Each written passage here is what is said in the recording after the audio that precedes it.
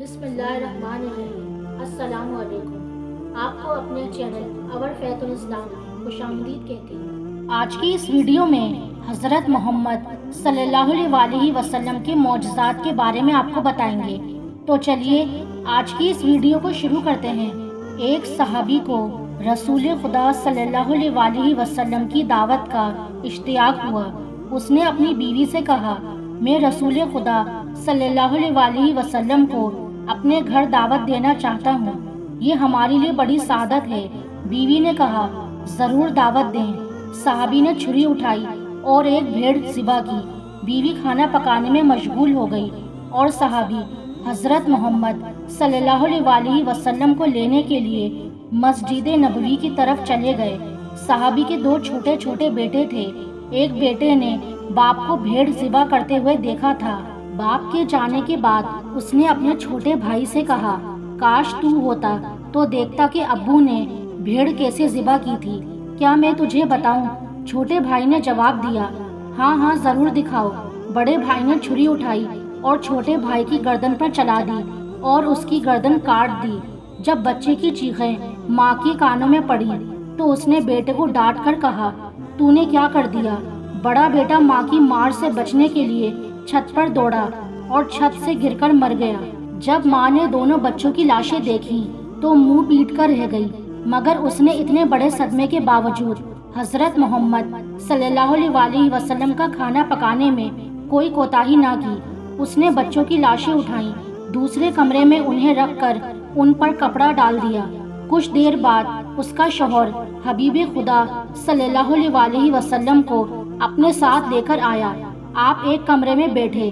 بیوی نے اپنے شوہر کو بلا کر سارا ماجرا سنایا اور اس سے کہا کہ دل پر قابو رکھنا اور نبی کریم صلی اللہ علیہ وسلم کی دعوت میں کوئی خلل نہ واقع ہونے دینا۔ صحابی نے حضرت محمد صلی اللہ علیہ وسلم کی خدمت میں کھانا پیش کیا۔ ابھی آپ نے لقمہ توڑا تھا کہ جبریل امین علیہ السلام آپ پر نازل ہوئے اور کہا کہ آپ اپنے میزبان سے کہیں کہ میں اس وقت تک کھانا نہیں کھاؤں گا جب تک تیرے بیٹے یہاں آ کر نہ بیٹھیں گے۔ نبی کریم صلی اللہ علیہ وسلم نے میزبان سے فرمایا، اپنے دونوں بیٹوں کو بھی یہاں بلا لو۔ میزبان نے کہا، یا رسول اللہ، دونوں بچے ہیں، وہ کھیلنے کودنے کے لیے باہر گئے ہوئے ہیں، وہ پتہ نہیں کب واپس آئیں، آپ بسم اللہ کریں اور کھانا کھائیں۔ نبی کریم صلی اللہ علیہ وسلم نے فرمایا، یہ ناممکن ہے کیونکہ یہ اللہ کا حکم ہے۔ صحابی نے عرض کیا، یا رسول اللہ، میرے بیٹے مر چکے ہیں۔ حضرت محمد صلی اللہ علیہ وسلم نے فرمایا، ان کے جنازے یہاں لے آؤ۔ صحابی اٹھا اور دونوں بیٹوں کے جنازے لے آیا۔ نبی کریم صلی اللہ علیہ وسلم نے دعا پڑھی اور خدا سے ان کی زندگی کی درخواست کی۔ اللہ نے آپ کی دعا قبول کی اور بچے زندہ ہو گئے اور اٹھ بیٹھے۔ آپ نے انہیں دسترخوان پر اپنے ساتھ بٹھایا۔ بچوں نے حضرت محمد صلی اللہ علیہ وسلم اور اپنے والد کے ساتھ مل کر کھانا کھایا۔ بعض علماء نے حضرت محمد صلی اللہ علیہ وسلم کے معجزات کی تعداد 4000 بیان کی ہے۔ ان میں سے کچھ معجزات غزوات کے وقت بھی ظہور ہوئے۔ مثلا جنگ کے دوران اگر کسی مسلمان فوجی کا کوئی عضو کٹ جاتا تو حضرت محمد صلی اللہ علیہ وسلم کے پاس آتا۔ آپ اس کے کٹے ہوئے حصے کو باقی حصے کے ساتھ ملا کر لعاب دہن لگاتے تو وہ فوراً جڑ جاتا تھا اور زخم کا نشان تک بھی وہاں دکھائی نہیں دیتا تھا۔ جنگ بدر میں معاذ بن جبل رضی اللہ تعالی عنہ نے ابو جہل سے جنگ کی۔ ابو جہل نے معاذ بن رضی اللہ تعالی عنہ کے پاؤں پر تلوار ماری جس سے ان کا پاؤں کٹ گیا۔ صحابہ کرام انہیں میدان جنگ سے زخمی حالت میں اٹھا کر حضرت محمد صلی اللہ علیہ وسلم کے پاس لے آئے۔ اس وقت وہ شدید درد میں تھے۔ حضرت محمد صلی اللہ علیہ وسلم نے ان کے پاؤں کا جھولتا ہوا حصہ دوسرے حصے کے ساتھ ملایا اور لعاب دہن لگا کر اوپر پٹی باندھ دی۔ کچھ دیر بعد صحابہ نے ان کی پٹی کھولی تو ان کا پاؤں بالکل ٹھیک تھا اور اس زخم کا نشان تک دکھائی نہیں دیتا تھا۔ جنگ خیبر کے قلعوں کو فتح کرنا مسلمانوں کے لیے چیلنج بن چکا تھا۔ مسلمان جب بھی حملہ کرتے تو یہودی سخت مقابلہ کرتے اور اسلامی لشکر ناکام ہو کر واپس آ جاتا۔ ایک قلعہ کے پہلوان کا نام مرہب تھا۔ وہ بڑا طاقتور پہلوان تھا جب وہ مسلمانوں کے مقابلے پر آتا تو مسلمان اس کے سامنے ٹھہر نہ پاتے تھے۔ رسول خدا صلی اللہ علیہ وسلم نے اعلان کیا، کل میں علم اس مرد کو دوں گا جو خدا اور اس کے رسول کا محب ہوگا اور خدا اور اس کے رسول کا محبوب ہوگا۔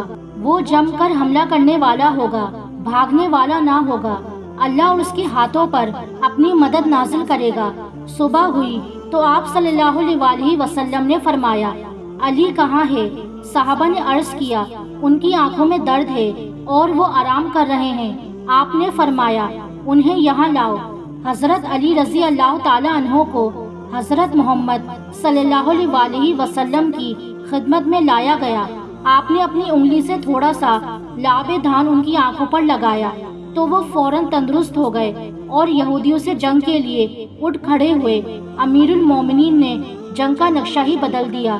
آپ نے یہودی لشکر کو تہس نہس کر دیا اور ان کے قلعہ کے مضبوط دروازے کو اکھیڑ ڈالا اور ان کے قلعے پر قبضہ کر لیا۔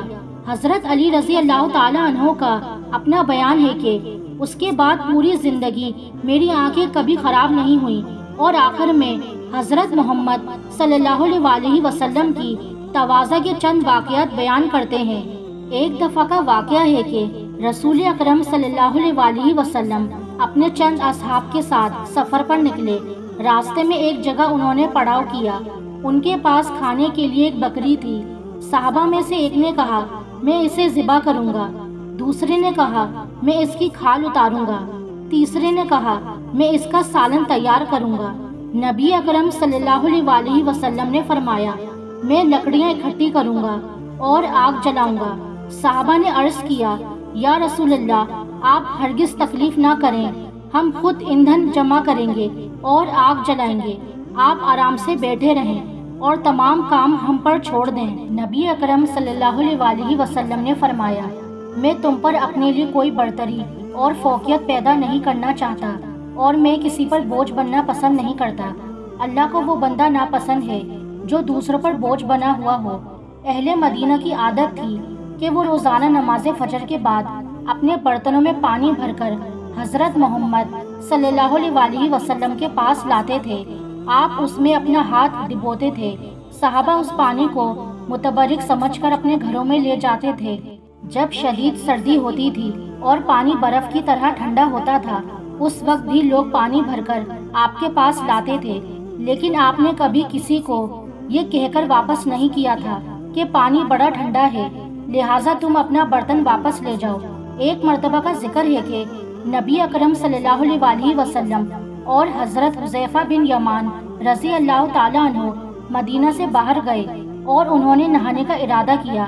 جناب حذیفہ نے ایک کپڑا تان کر نبی اکرم صلی اللہ علیہ وسلم کے لیے پردہ بنایا اور اس پردے کے اندر حضرت محمد صلی اللہ علیہ وسلم نے غسل کیا۔ جب آپ غسل کر چکے تو آپ نے وہی کپڑا پکڑا اور اسے تان کر فرمایا، حذیفہ اب تم نہاؤ، میں تمہارے لیے پردہ بناؤں گا۔ حضرت حذیفہ نے بہت سی معذرت کی اور کہا، آپ پر میرے والدین قربان جائیں، آپ زحمت نہ کریں، لیکن ان کی معذرت کے باوجود پیغمبر اکرم صلی اللہ علیہ وسلم نے اپنے رفیق سفر کی خدمت پر اصرار کرتے ہوئے فرمایا، جب دو شخص رفیق سفر ہوں تو ان میں سے اللہ کو وہ شخص زیادہ پیارا ہوتا ہے جو اپنے ساتھی سے زیادہ محبت کرتا ہے اور اس کی خدمت کرتا ہے۔ روایت میں مذکور ہے کہ ایک کنیز نے رسول خدا صلی اللہ علیہ وسلم سے عرض کیا کہ میرا مالک مجھ سے بدسلوکی سے پیش آتا ہے، لہٰذا آپ میرے ساتھ چلیے اور اس سے کہیے کہ وہ مجھ سے بدسلوکی کا رویہ نہ رکھے۔ آپ نے کنیز کو ساتھ لیا اور اس کے مالک کے دروازے پر گئے۔ جب اس نے اپنی کنیز پر نبی اللہ کا یہ لطف و کرم دیکھا کہ وہ اس کی سفارش کر رہے ہیں تو اس کنیز کو راہ خدا میں آزاد کر دیا۔ حضرت علی رضی اللہ تعالی عنہ کا بیان ہے کہ رسول اکرم صلی اللہ علیہ وسلم نے فرمایا، جو بھی مسلمان جماعت کی خدمت کرے تو جماعت میں جتنے افراد ہوں گے ان کی تعداد کے برابر اللہ تعالیٰ اسے جنت میں خادم عطا کرے گا۔ میں امید کرتی ہوں آپ کو یہ ویڈیو پسند آئی ہوگی۔ تو مزید ایسی اسلامی ویڈیوز کے لیے ہمارے چینل کو سبسکرائب کریں، لائک کریں اور شیئر کریں۔ مجھے اپنی دعا میں یاد رکھیے گا۔ تو ملتے ہیں آپ سے اگلی ویڈیو ویڈیو میں۔ اللہ حافظ۔